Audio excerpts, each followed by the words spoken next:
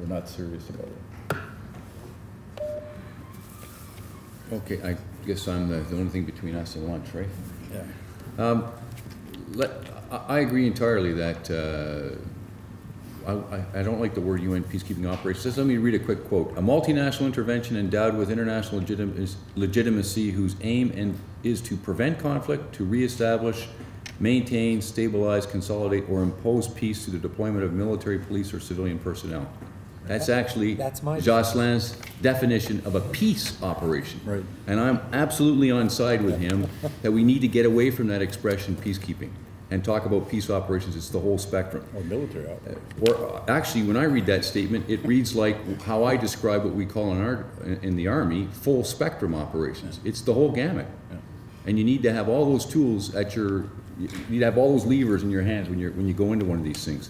So in terms of expense, we've seen it in previous conflicts. Basically what it comes down to, and the lady that coined this expression, I believe, is Carolyn McCaskey. And when she said, pay me now or pay me more later. And that's what we are doing over and over again. We need to go, when we go in with a big, ugly stick and knock the thing on the head like we did in Bosnia and Kosovo. Kosovo is a postage stamp of a place, and we put 40,000 troops in there. It was over in a heartbeat. If you don't resource it big, heavy up front, then the thing festers forever, as we've seen in other conflicts. And then at the other end of the spectrum, if you've got a proper early warning system, I'm just going to toot my own horn here. In 2003, 2004, the Canadian Forces deployed a single colonel on a Department of Peace, DPA, Political Affairs mission to the Bikasi Peninsula. Perhaps you were still in New York then, I no, think? Because nobody was deployed while I was in New York. Oh, okay. My apologies. I mustn't have been. Anyway, and this is the Bikasi Peninsula, is this disputed region between Nigeria and Cameroon that had an international court of justice ruling in 2002 to define where the border went. And it was a possible flashpoint.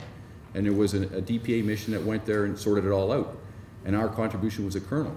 I mean, that's less than, what did you call it? An accounting error, to send a colonel overseas to do that sort of thing. So yes, I believe you need to invest in all of them, and the sooner the better, because it costs you less. All right, so we've come to the close of this day and a half of discussions. They were so fascinating that it's kind of difficult to think that they've come to a close. So I want to take the opportunity to actually say a few final words of thanks.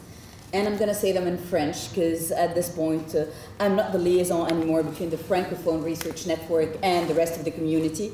I'm Marie-Joëlle Zahar de l'Université de Montréal.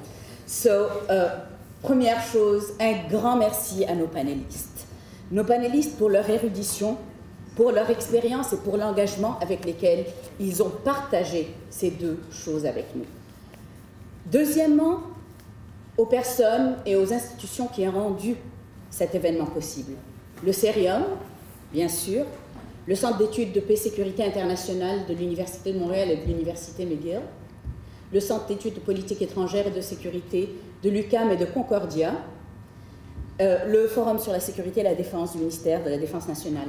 Merci beaucoup à tout le monde. Merci à l'équipe d'Europe élargie pour le soutien moral et logistique, mais plus particulièrement aux trois personnes qui ont offert à la fois une aide ponctuelle dans certains cas, mais une aide soutenue et qui ont rendu cette organisation possible. Joy Allen pour l'aide ponctuelle, lorsque nous avions besoin d'aide d'urgence. Elle sait se déployer très rapidement dans des zones de crise. Sophie Nantel et Gaëlle Rivard-Pichet, que je ne vois malheureusement pas, et sans lesquelles ça n'aurait pas été possible. Et merci aussi à vous, nos panélistes, notre public, pour votre présence, pour votre intérêt. Je pense qu'à l'Université de Montréal, nous avons souvent de la difficulté à remplir les salles lorsqu'il y a des conférences et des colloques, notamment en fin de session. Et le fait de voir près d'une cinquantaine de personnes ici un samedi me remplit énormément de joie et d'espoir. Alors merci à tout le monde.